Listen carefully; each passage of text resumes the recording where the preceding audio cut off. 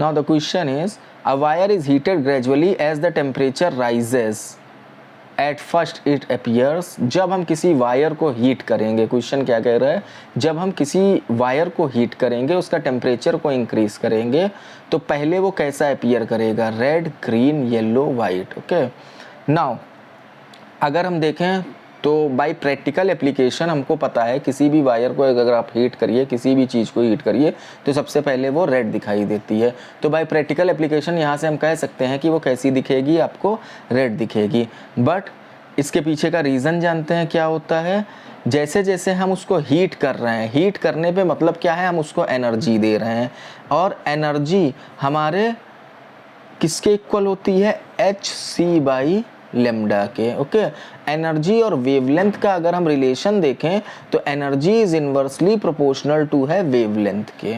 Okay, जैसे जैसे energy बढ़ेगी वैसे वैसे लेमडा हमारी क्या होगी, कम होगी।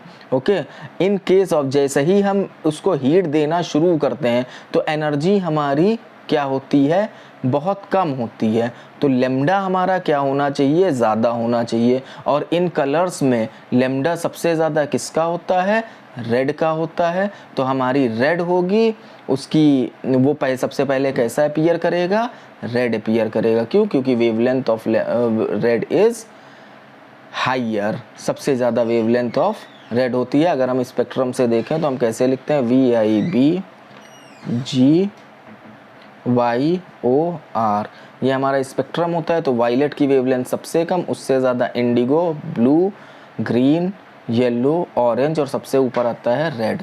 रेड की वेवलेंथ सबसे ज़्यादा होती है। एनर्जी जब वो ग्रेजुअली हीट होना शुरू होगा तो एनर्जी उस टाइम पे धीरे धीरे बढ़ रही होगी।